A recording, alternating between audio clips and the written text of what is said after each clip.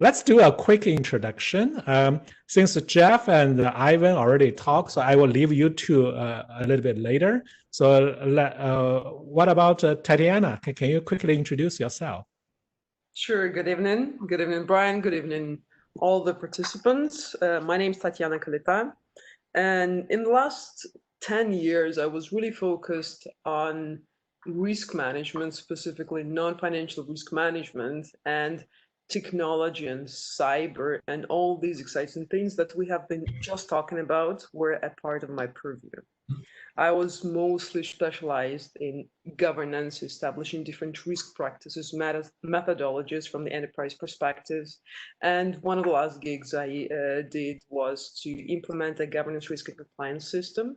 And that was a real interesting exercise because this is where we got to really think through about cybersecurity, business architecture, and technology architecture, how they converge together.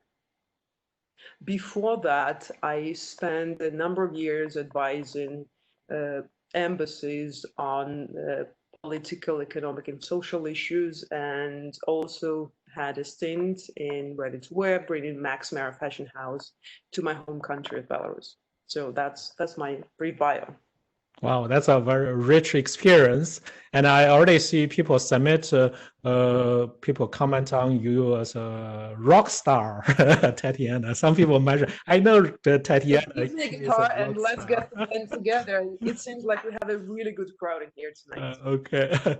All right, Peter, can you quickly introduce yourself? Yeah, sure. Thanks, Brian. So I'm the Director of Cloud Security and DevOps and Automation at RBC here. So my team focuses on building out security controls, mostly for AWS and Azure, our big footprints at RBC.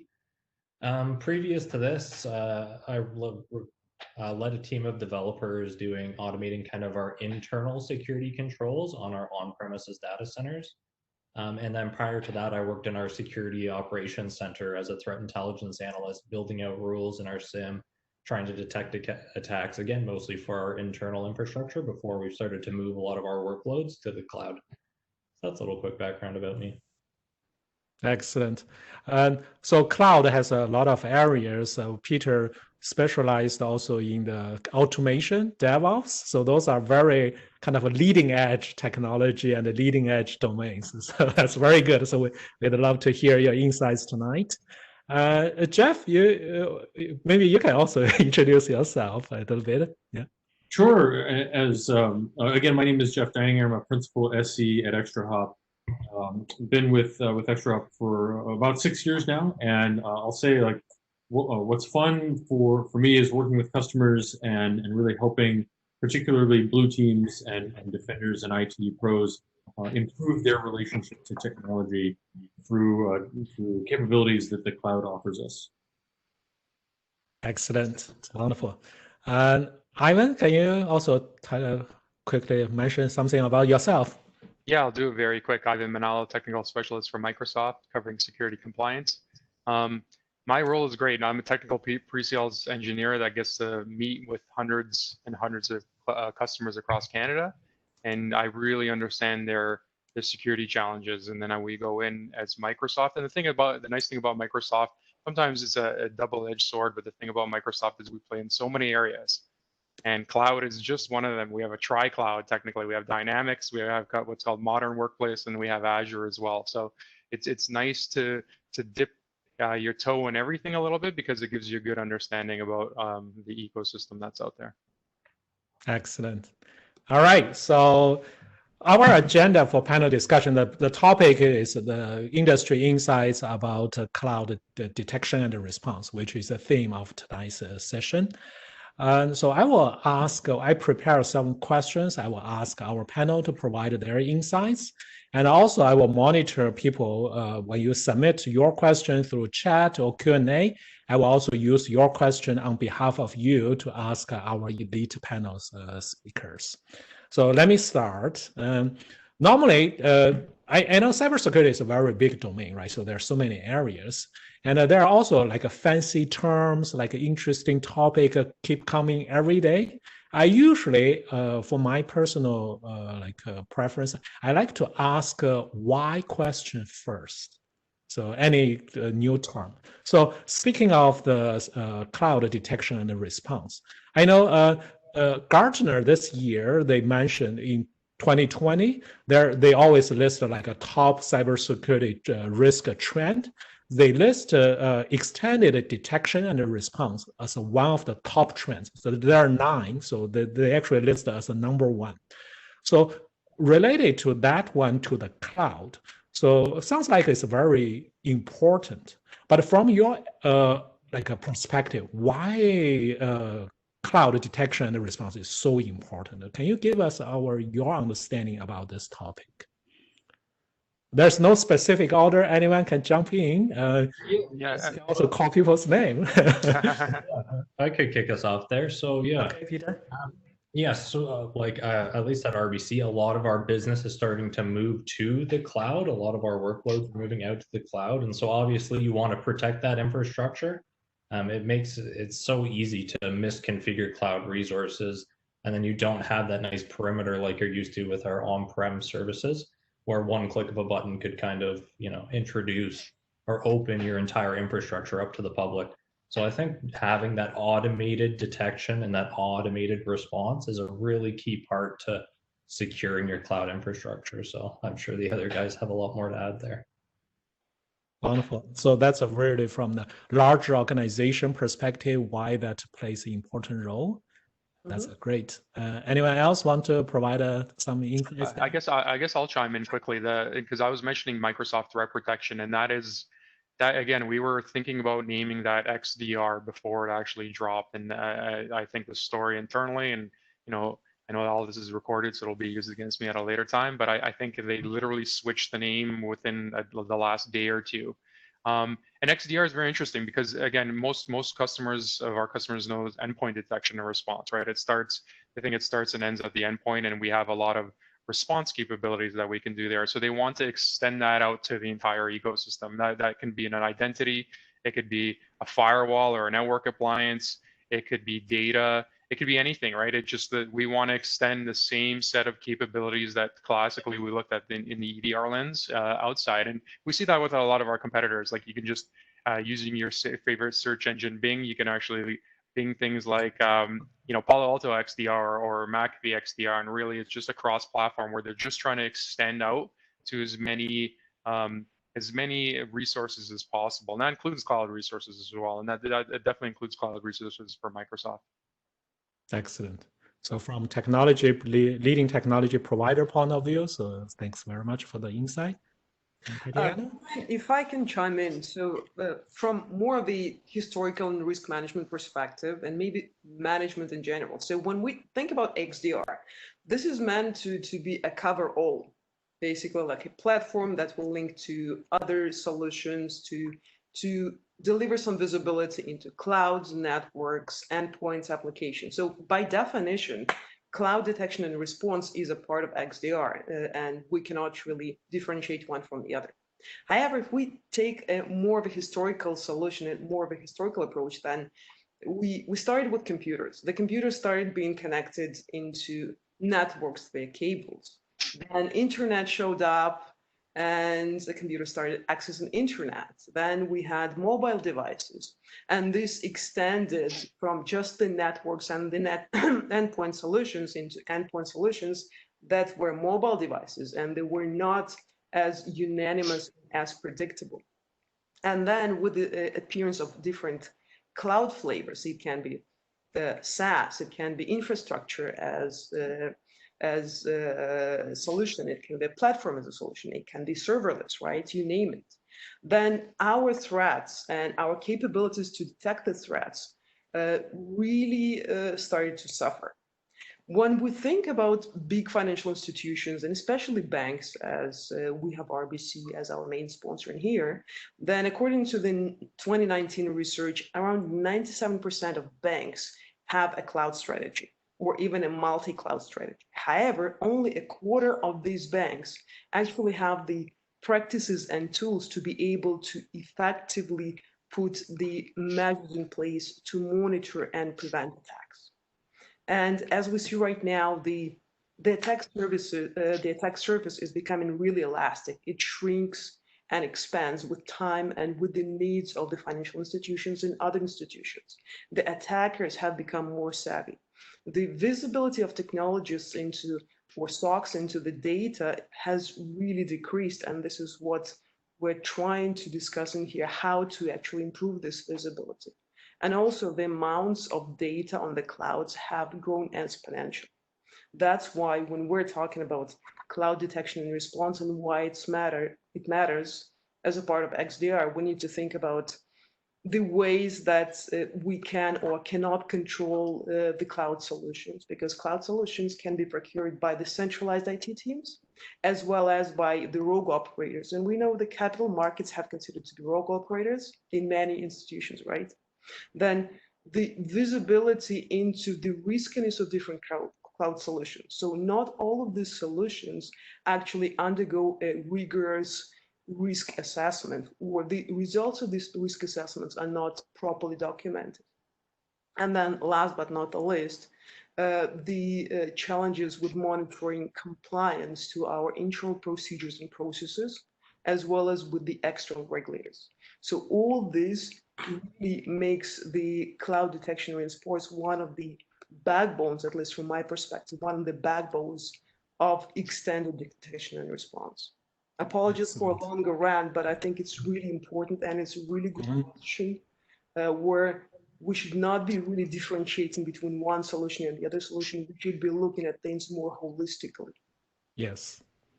Yeah, so I like what you point out, the visibility. So you have to understand what's going on the cloud, right? So sounds like so many fancy things happening on the cloud, all the services, latest one, like a container, serverless, all the new terms, new technology coming every day. But where's the visibility? How do you know what's happening there? So I like that. Jeff, anything you want to add? The only thing I would add is, I think it's important that there's a dizzying array of solutions, vendors, to try to solve the problem of security, right? And cloud security in the cloud is no different. So, I would encourage, users, whether you're just starting out, maybe as a university student getting into the cybersecurity field, or you're a practitioner, and something like XDR comes on the scene, some new product category. I would just encourage you to think about what is the business problem that solution is trying to solve. Mm-hmm. And ask yourself, is that a problem your organization has, and to what extent is there a good fit, right? I think so. That's one sort of meta comment.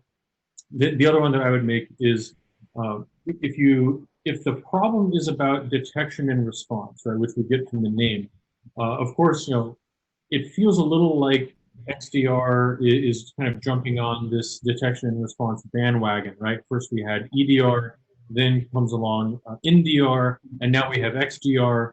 But we also have everything from cloud security posture management solutions to CWPP, cloud workload protection platforms. So there's a number of different kind of product categories which can fall under the umbrella of XDR. And I would just say, before you sort of get on the buzzword bandwagon, actually figure out if you have a real need to do so. I like it. This is a brilliant comment from the perspective of executive management, because once you start throwing these abbreviations into the lay people and the business people who do not really know what it means, it becomes problematic. And you need to really explain what XDR is in normal terms. Basically, it gives you the ability to normalize things across multiple applications and make them visible and relatable to the business management. Because ultimately, these are the people who are paying for DevOps, for security, for everything. And if they make the decision not to invest some funds into XDR or EDR, then this is the problem of security, not the problem of business management. Right. Well, and to put it into risk terms, you can really think about business needs in terms of which risks are acceptable to management, right? Which ones have maybe a mitigation that is easy to achieve in a low friction way or a low cost way that mitigates either the entire risk or a portion of it. And so you know, it's a helpful way to think through any product category. It is. Excellent. Yes, that's a very good insight. And of course, the technology moving so fast. And so all kinds of vendors will create different buzzwords, right? So to make the things interesting. And sometimes it's a repackage, redefine the things. But at the end of the day, like Tatyana and Jeff mentioned, you have to do a lot of translations to different people, to business, to other peers. And so how that exactly working? So you have to really looking at the business needs and also what's that for. Right? So those are great insights. Okay, so let's move on to the next question, because I from development background, right? So from development background, when I look at the cybersecurity, kind of I always looking at how the things working as an input, process, and output, right? So to me, like detection, response, all those things, you must have something input to this process. Then eventually you can make a decision and you can decide what to do next. So as an input, we all know, and I think both Ivan and Jeff in your presentation, you mentioned the data, right? So you collect a lot of data, doesn't matter if it's a network data or the like an asset or the platform or container data. So there are a lot of data. So question one is, what kind of data you need to collect? So there may be different types of data. Can you guys, based on your experience, what kind of data really important you need to collect? For example, as a bare minimum, you need to have that. Yeah, I could start us there. So like what we kind of start with as our baseline is kind of our cloud configuration data. And that's just how we have configured our entire cloud environment, whether it's AWS and Azure, and understand if that's configured securely. We derive a lot of security baselines that we must adhere to for our cloud services. And so first and foremost, we try and stop insecure configurations from being started in the first place. And then actually just understanding if there's any insecure resources that have been spun up. Like the obvious one would be like an OpenS3 bucket in AWS. On top of that, one of the big things that I'm really picky about is having good tagging data for all of our cloud resources. If you don't know like what this resource is and how it relates to a greater application, it's hard to do a lot of that automated response, at least do it in a meaningful way without affecting the business. And then on top of that, we rely a lot on our vendors, AWS and Azure, for their built-in machine learning, and they know their cloud environments really well. So we rely on that a lot. I'll let the other guys add some more on there. Yeah, wonderful. Yeah, so Peter, because your team collects so much data, right? So I really like what you mentioned. You mentioned the configuration data. That's actually so important, and attack those data. So that's wonderful. And anything else you want to add from other panel speakers? The data you think is important. Frankly, and I'm going to give you a very skewed risk management perspective when I'm thinking about cloud detection and response. In addition to what has been identified as really critical pieces of information, those are more on the technical side. From the management side, what management really wants to know is, what is the list of assets and how are the risks ranked according to the data that's contained in them? Do you have a unanimous ability to say, okay, this is my crown jewels and this is their risk rating, 10, 20, maybe you're assessing them according to fair analysis, vector analysis of information risk methodology or some other methodology, but showing it to the management is really important. Then looking at the past events that have already happened and might have affected these assets is also important because it brings attention and potentially funds into this important area. And the vulnerabilities that have been identified, again, we're talking about the past performance. The remediation, the success or the failure of the remediation efforts and how much they cost. And also it's important to understand, are we breaching any regulatory requirements or any internal requirements by not properly addressing the issues that are pertinent to a specific, for example, cloud application or service. And Excellent. as Ivan mentioned, it would be really great to have some trending and analytics that is done on the past in order to be able to predict the future and to identify the true risks. Because in here, we're talking about two sides: past performance that might be a predictor of future risks. And this is what we're trying to manage in risk management as a Excellent.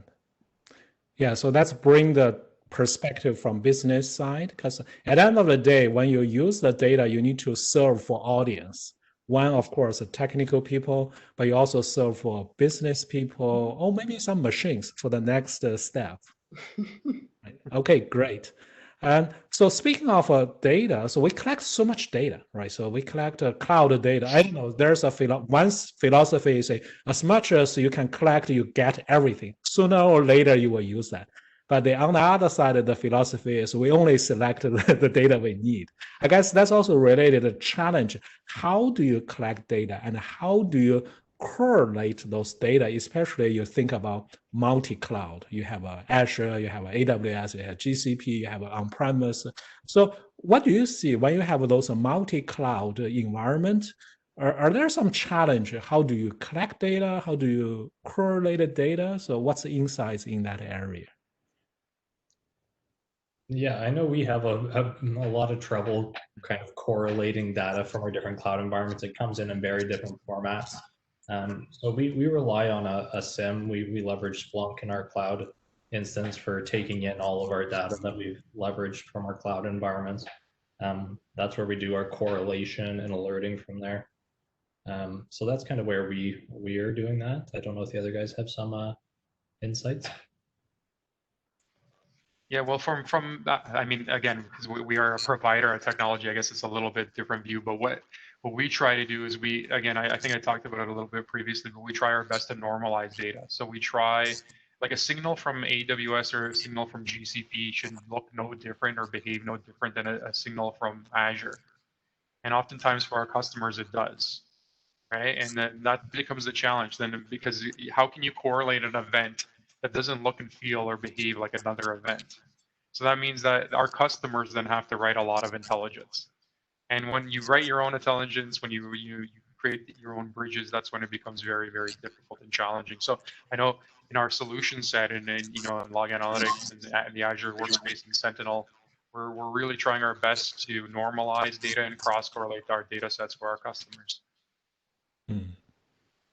From the network perspective, what I can say is that one cool feature of sort of all network detection and response solutions is that they don't require writing packets to disk first in order to then analyze them. And so the challenge of hoovering up this massive amount of data, sticking it in a central location, and then analyzing it afterwards is a sort of a log collection challenge, right?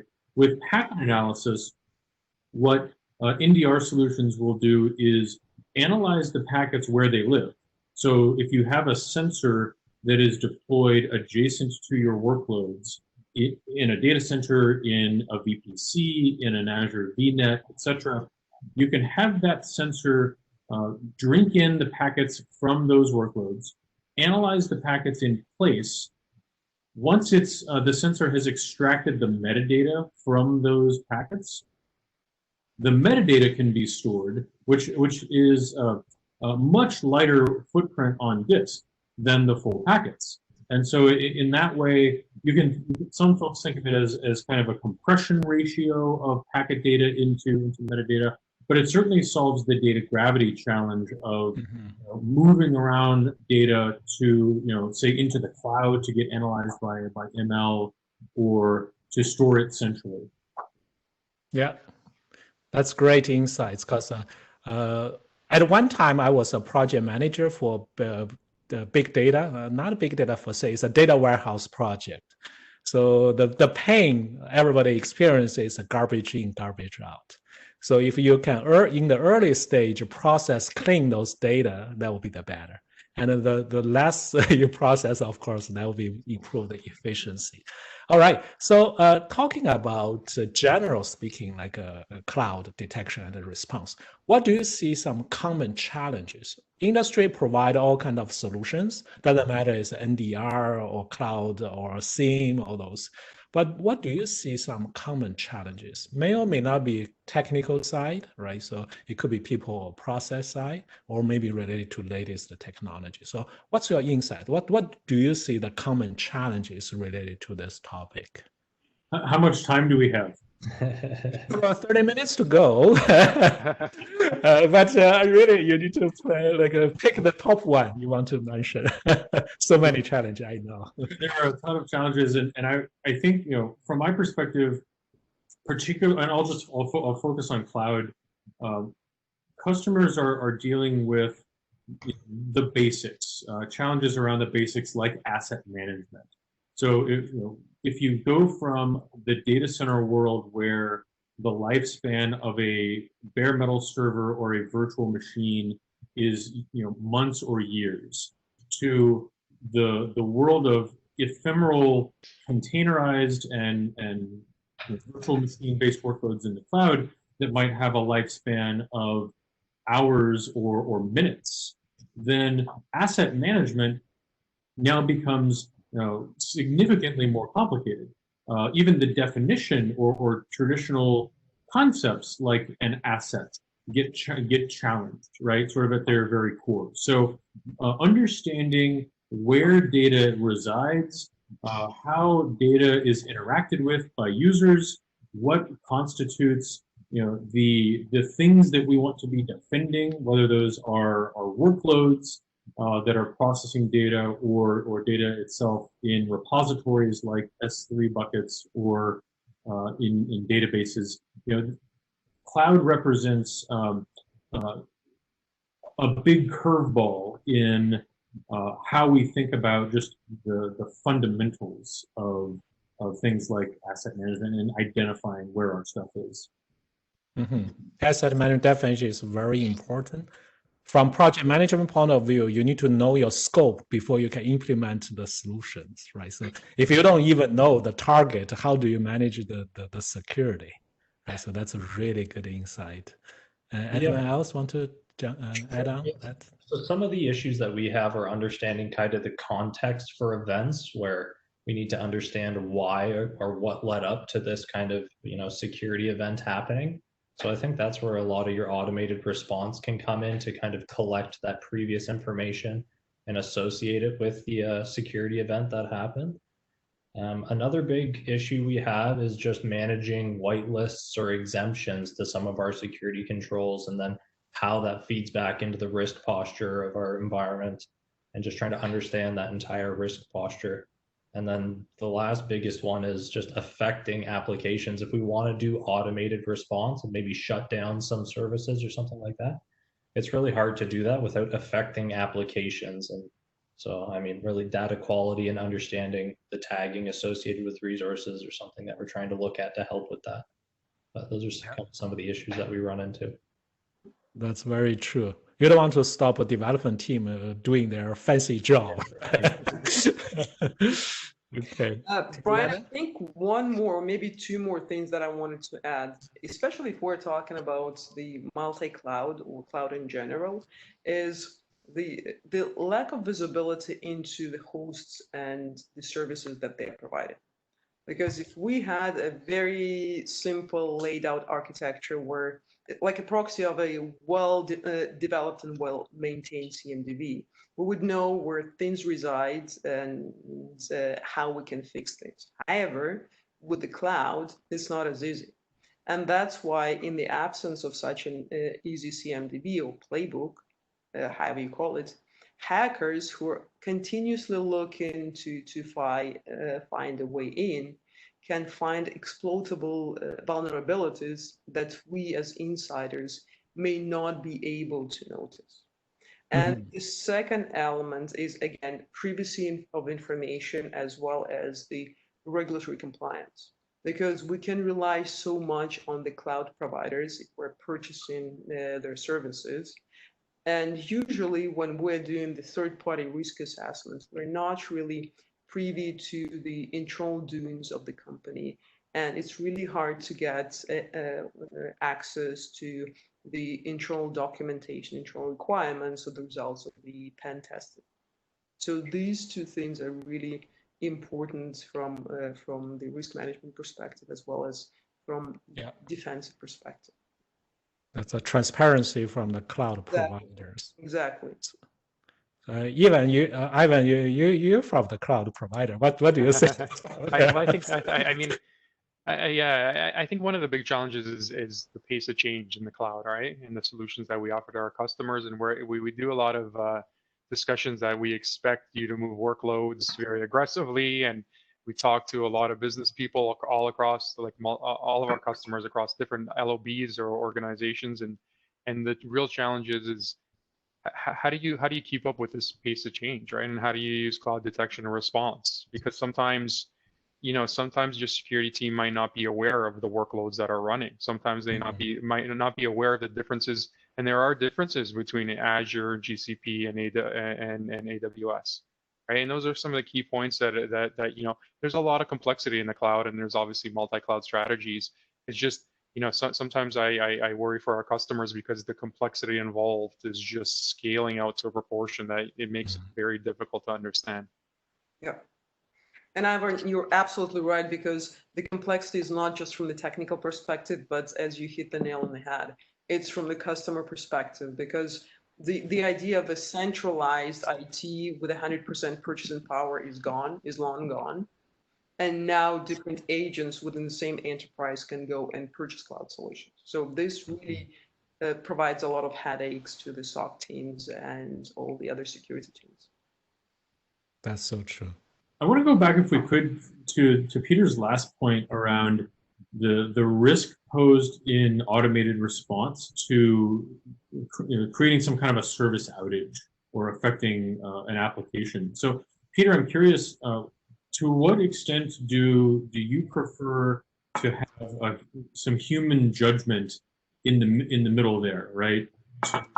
Yeah, I mean, if we were to have human judgment for every kind of event that we're throwing off, it would overload our analysts. So we try and have that balance between automating, kind of fixing whatever issue was detected versus throwing it in front of a human first. And I think that's where a tagging strategy could be leveraged, where if it's a high profile application or something, like I don't want to turn off our online banking servers just because I detected some insecure configuration there. So I think it's a tough balance to find, but that's kind of where we're at. Excellent.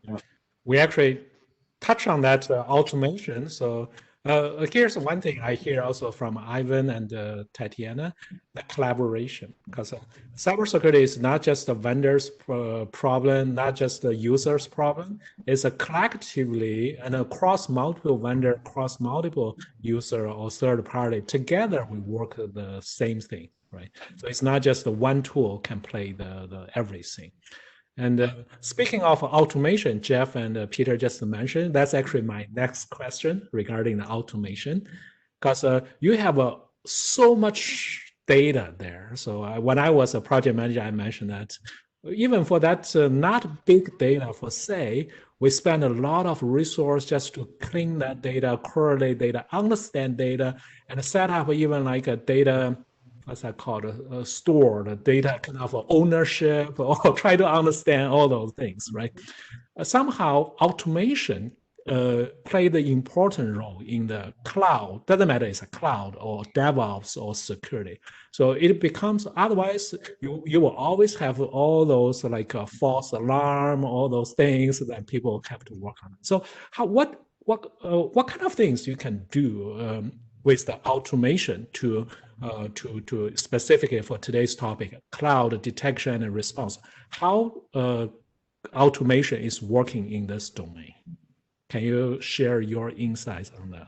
Yeah, so we leverage a lot of cloud native services to do a lot of our detection and automated response. And we try and push everything. A good principle to follow is like security or policy as code.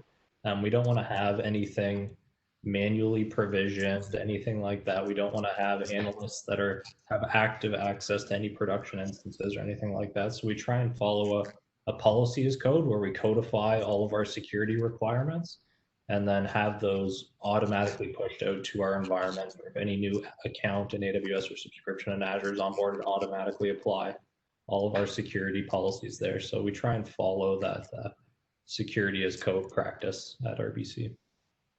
Excellent. Infrastructure, everything is code right now. Coding at my day, coding sounds like programming is not like a cool job at that moment, at that time. But right now, coding becomes everything. Including detections, right? So detections as code, when you think about automation and the response piece, I think the salient question to ask is, what are you comfortable with? So what are the scenarios where you would be okay with quarantining a workload? Let's say you have an EC2 instance that is observed to be attacking your other instances.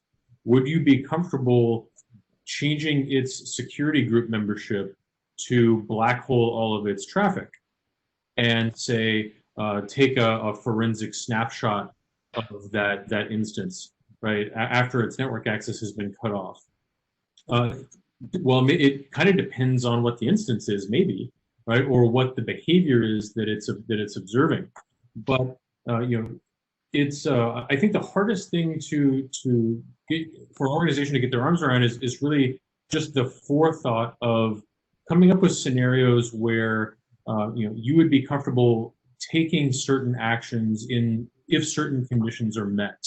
And I think and I don't think it's a failure of imagination so much as it's difficult for folks to agree on because people have different risk appetites, right? So the management of the firm may have a different risk appetite. Might be much more conservative than the individual contributors in the firm. So, but I think if the organization is able to agree on ahead of time what actions we could take off the analyst's plate to go ahead and have the system automate for us, then that at least lets an organization dip their toe in the water and start to get comfortable with the efficacy of those automated actions, and then you can build on that foundation.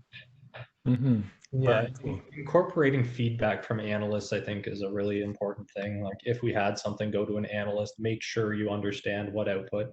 Don't just let them close it as a false positive or anything, but incorporate that feedback from your human intelligence back into your technical controls.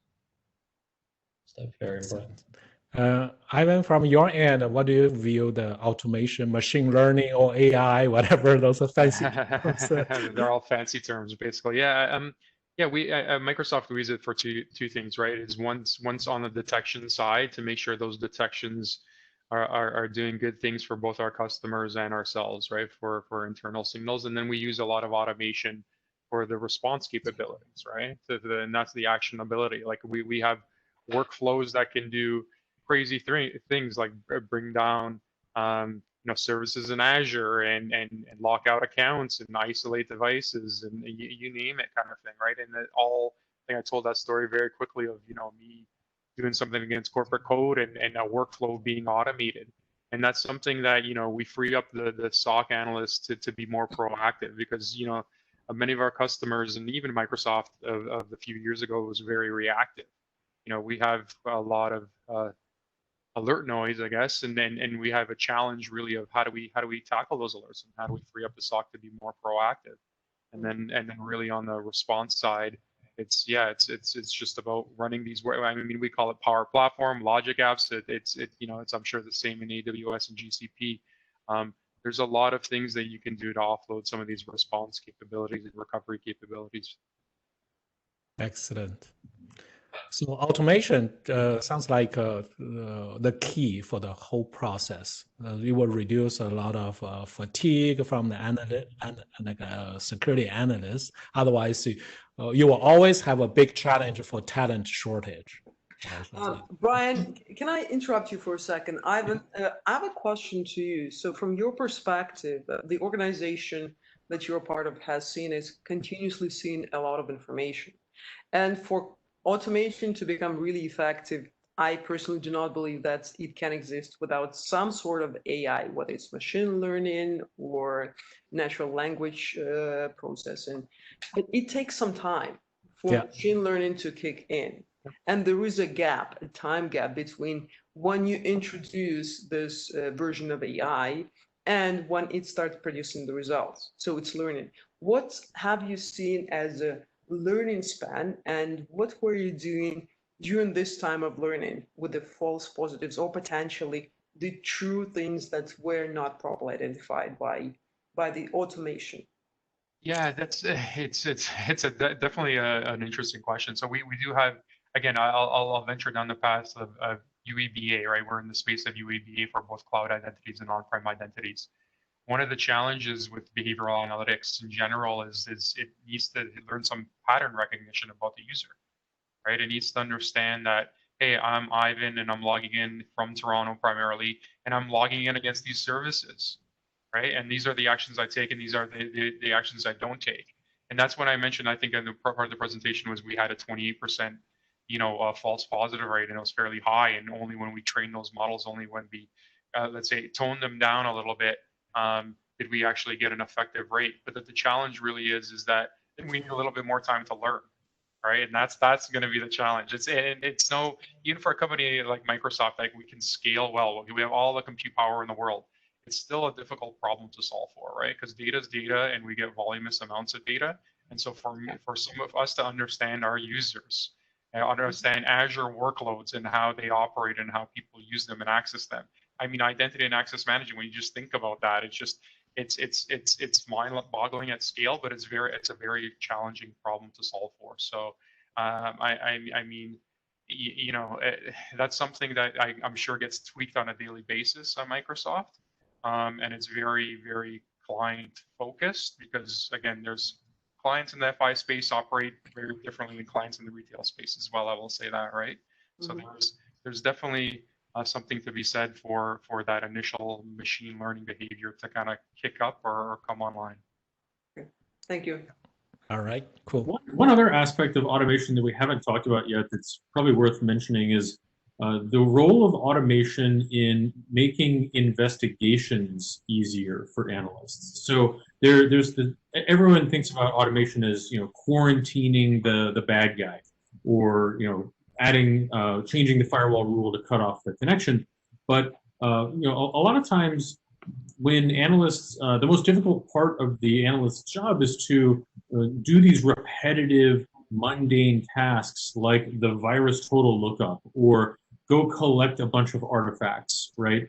And so this is actually something that Azure Sentinel does really well through the use of Jupyter notebooks, is to sort of take the common tasks that analysts would do when they start to work a case and break them down into their component parts and then automate them. And of course, there's no danger of taking out a business critical service in that realm. So I think that's worthy of some discussion. Maybe I'd be curious to get other folks' perspective there.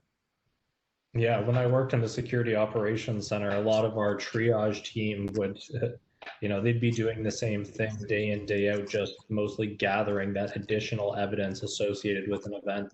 So definitely baking in kind of that SOAR solution into your SIM after an alert fires to gather all that contextual information about any instances that may have triggered that alert. I think that's definitely key. That's a great point, Jeff. Okay, so there are actually a question submitted, I think, Jai. So the question is, how much of automation decision-making tools do you use in the threat detection and the remediation currently in your organization? And what are the recent pain areas encountered in this space?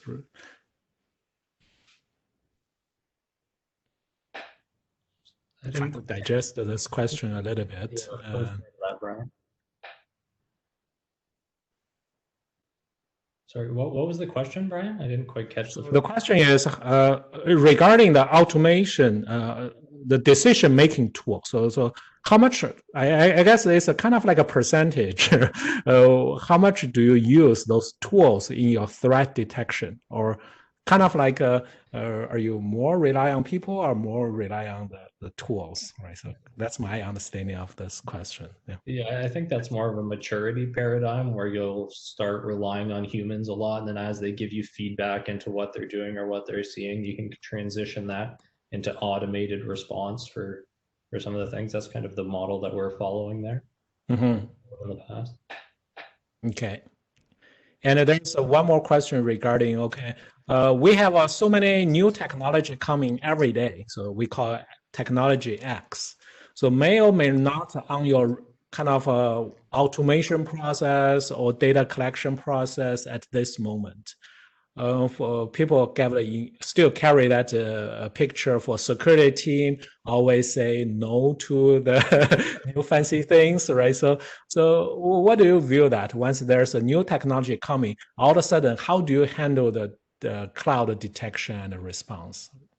If you are not that familiar with that technology, how do you do it? Well, so kind of like when we're trying to make new services available to our developers or business clients here at RBC that want to build applications on these services, leveraging these tools, we go through a whole rigorous security review process, make sure we have controls in place to secure whatever service it is.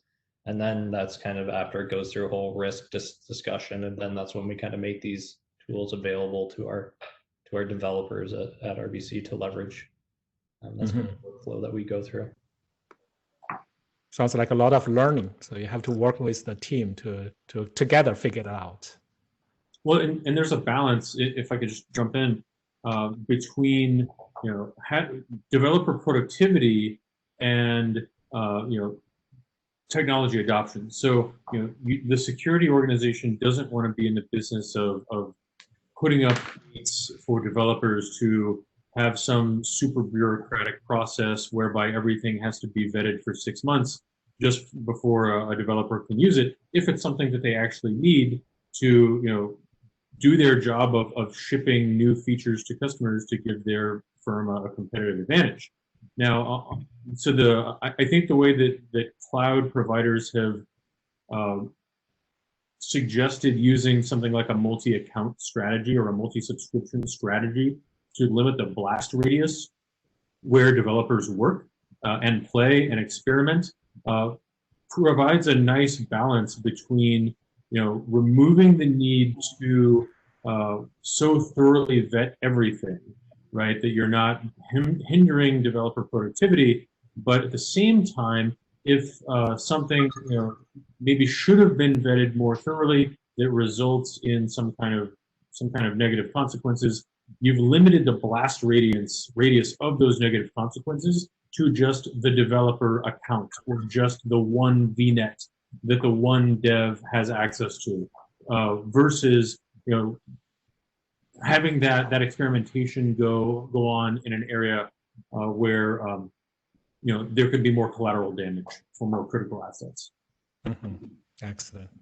All right, so we kind of reached to the end of our session.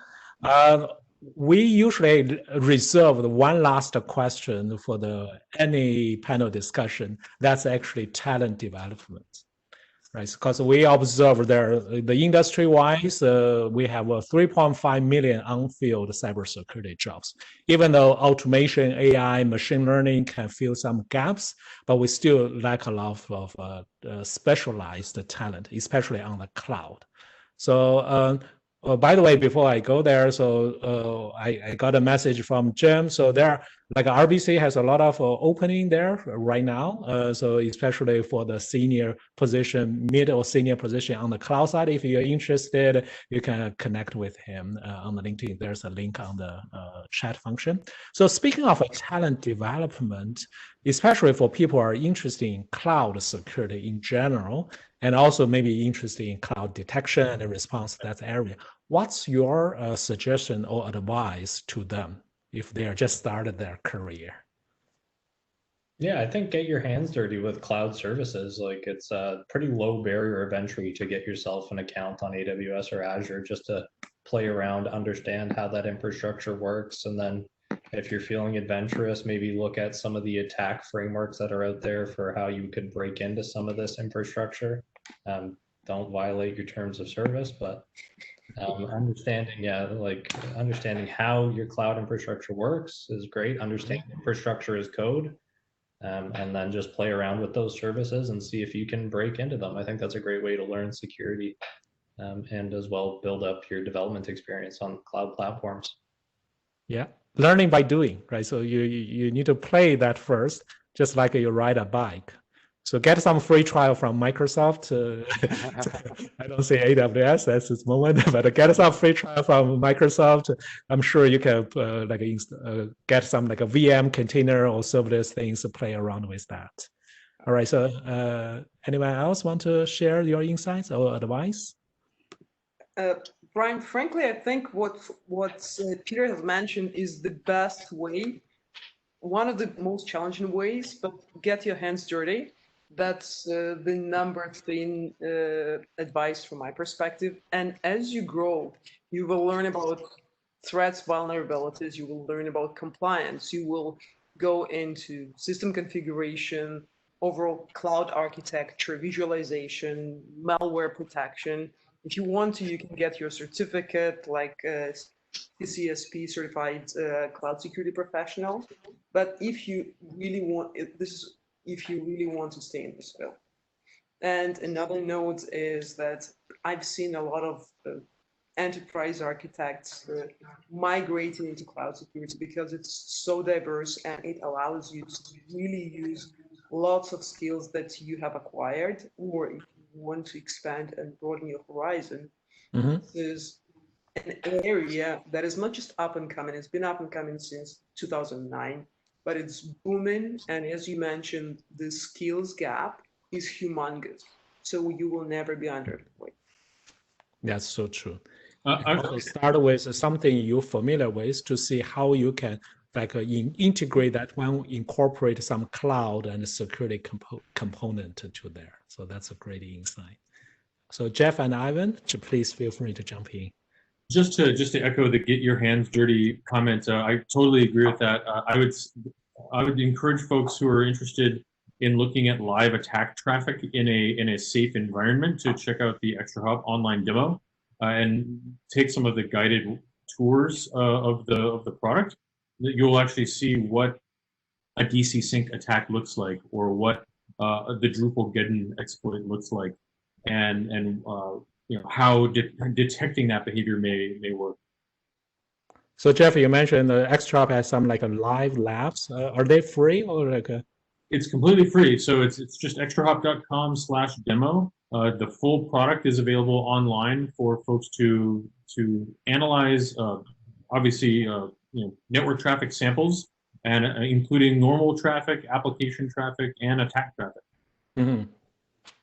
Excellent. Yeah, so encourage the people online really leverage those lab exercise. Because if you just read a book, a lot of things maybe you cannot get the tangible things, right? So once you play that, do some lab exercise, all of a sudden you can relate it to the real world, what's going on there. Okay, so Ivan, what do you think? Yeah, I like to immerse yourself. So I like things like attending local events like B-Sides or any other kind of sector or anything else. A lot of industry people there have those discussions. Cloud security is often a little bit difficult. Like recently I had to do my certified ethical hacker. I'm going to say there was almost zero cloud questions. It didn't really prepare me for anything to do with the cloud. And that's one of the challenges, right? The cloud's ever evolving, ever changing. I would say, I guess, AWS, Azure, GCP, they all have certifications and resources out there. Right. Those are probably the ones that you're going to want to start to look at sooner rather than later. But again, I'm with everybody else, just immerse yourself in the technology. I can totally resonate to that because I'm actually happen to be the Microsoft certified trainer and also EC Council certified trainer for CPH. and Microsoft certified trainer for Azure cloud security. So industry is moving so fast, right? So the content, the materials, the lab exercise, even like Microsoft Azure things, back to 4 months ago, the things, there are so many new services, new way, like a Sentinel, all those things keep coming. Even Microsoft staffs, sometimes I talk to them, they say, okay, we need to refresh our things to catch up the latest things, right? So definitely you need to keep yourself as current as possible.